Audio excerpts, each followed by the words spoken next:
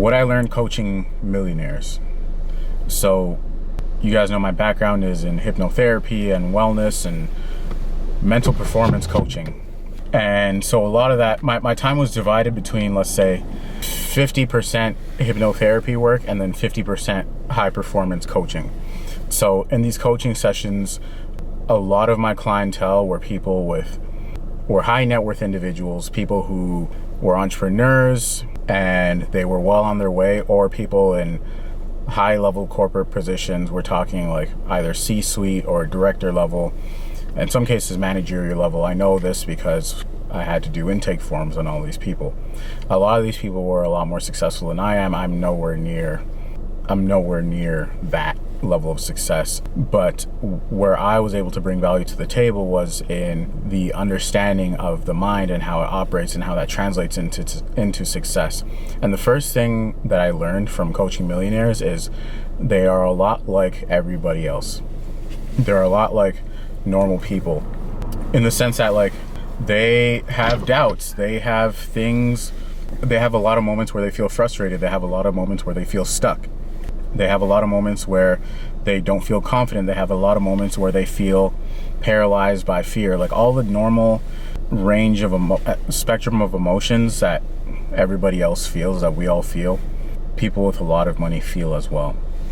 And so that's the first thing I learned. It's like, oh, these are really people who are just as flawed as anybody else. And the thing is, because of where and how we've pedestalized money as a society, for it being like the number one metric of someone's character and success, we think that millionaires are essentially a different class of people mentally, and they're really not. They really are a lot like everybody else. They're family people, they're people with addictions, they're people with traumas and PTSD and all of that, like everything in between. So they're not anything special. The second thing I realized is that they understand that they're not anything special, and here's why that's so important. It's because that humility allows them to recognize that they have to keep working on themselves. A lot of these folks spend more time, or a more intense period of time, working on themselves than they do on their work and on their business. And because of that, because they spend that time working on themselves, which is the source of all things, everything else begins to pick up steam and traction. The third thing is, it's not that they don't have these moments of feeling like things are falling apart. It's not that they don't have these moments of, a lot of these guys are going through divorce. A lot of these guys have lost their families and their spouses because they're so hyper obsessed with being successful. So it's not that they don't go through these things or have panic attacks or whatever it is. It's just they mentally, they have learned to keep things in perspective and to zoom out enough to be able to recognize that in these moments of turbulence, it's all one, it's one side of the coin that works together. So I talk about this a lot in my videos, but it's a yin and yang thing. Life is a yin and yang thing. That's why the yin yang symbol is one of the best symbols and representations of how life and reality works. The lows prepare you for the highs and the highs prepare you for the lows. And so they don't get so fully invested in any one particular moment, their losses or their wins.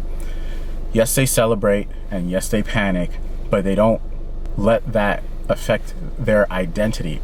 When they have moments where they're losing money or things are falling apart, which is when they tend to come to me, they don't let that tell them that they're doing something wrong. They don't let that affect them in a way where they feel like less of a person, right? And the thing about people who haven't really found success in their life is they tend to go through these moments of turbulence, and what they say in their head is, oh man, I'm just not built for it, or I must be doing something wrong, or something must be wrong with me. No, nothing's wrong with you. You just got to stick it out. And all these moments are lessons. They're all lessons. The lows and the highs, as we see them, are lessons. In reality, when you zoom out, there's no low or high. It's all just one series of frames and one series of events that happen to you, for you, actually. And millionaires keep that in perspective, and allows them to just keep moving forward, because the reason why people move too slow is because they keep tripping on everything. They keep tripping over things, over trivial things, things that don't matter. They trip over everything. And when you're so caught up in all these little moments of turbulence or things not going right, no matter how grave and profound they may seem, if you zoom out, you will realize that you've actually probably been through something similar, if not worse, in the past, and you've been okay. You've been all right. And it all set you up for the moments of success that you had afterwards. We cannot reach the next level of our success. If millions is what you're going for, and if that's in your destiny, you cannot achieve that or be able to sustain that if you do not go through these moments of turbulence right now. And so what millionaires do is they actually invite these periods and they embrace these periods and say, okay, thank you. Now, where's the lesson in all of this? Because nothing is a waste of time and or effort so long as you learn from it, so long as you learn from these moments that life puts in front of you for you. It's all for you. So that's another thing I learned, is they're very good at keeping things in perspective and zooming out. The next thing is focus and clarity. Those are two of the most important things that they keep at the forefront of their minds and that they always try to refine. You can never have enough focus and enough clarity. Focus on where you're going and what you're trying to build, what you're building yourself into, and clarity on where you're going and what you're building yourself into. And that is why they come see someone like me, or that's why they always have coaches. Millionaires all have coaches. They all have coaches. Wildly successful people all have coaches. Successful people all have coaches. They all have mentors. And if they don't have any, they feel naked in a sense. And so they go look for people who understand something better than they do, whether it's the mind, whether it's a business, or everything in between, relationships, finances, whatever it is. They seek out advisors, they seek out representation, they seek out coaches, they seek out therapists, because it's all about having that humility to understand where you haven't been quite successful in molding yourself, in shaping yourself. Where do you lack the information and the knowledge? And the cheat code to seeing success faster than you thought is to work with people who are better and smarter than you in a certain area. And so the way I would see people make huge leaps in their life is when they're willing to admit that they don't know everything and that they're not perfect. When you can admit those two things, when you can admit that you don't know everything, when you can admit that you're not perfect and that you don't know everything, that is when everything changes for you. Because now you understand that it's in your best interest to get help. Even if you don't feel like you need it, it's in your best interest to surround yourself with people who are better than you and more knowledgeable than you in a certain area. Getting a coach, getting a mentor, for example. Because that helps you avoid all the mistakes that you would have made. And this is about information. Millionaires can lose it all and then gain it all back a lot faster because they have the information. They know what not to do. It's more about what knowing not to do than it is about knowing what to do. And I want you to sit on that and just grasp that for a second. That's in anything, right? It's more about what knowing not to do, where you're wasting your time, than it is about knowing what to do. If you can avoid the pitfalls, you'll find your way to success, right? But it's hard to find your way to success if you're not aware of all the pitfalls, or it just takes a lot longer than you thought. The next thing I learned from coaching millionaires is they have very high amounts of self-esteem.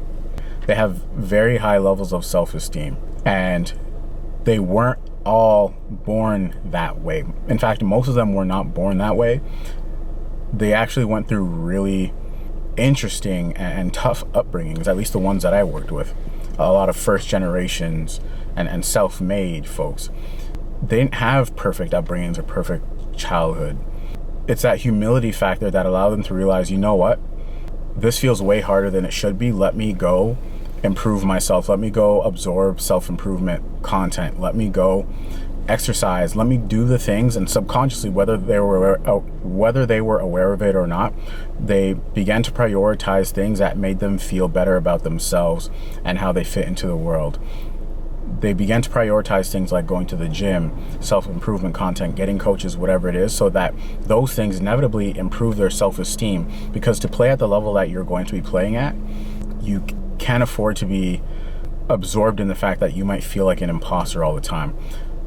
Successful people feel like they feel that imposter syndrome. That's never going to go away because there's always going to be someone more successful than you. However, you can't be absorbed in that. That can't be what you lead with. That can't be the thing that consumes you. You have to get to a level of self-awareness and knowing yourself to where you recognize that that feeling is there, but you say, you know what?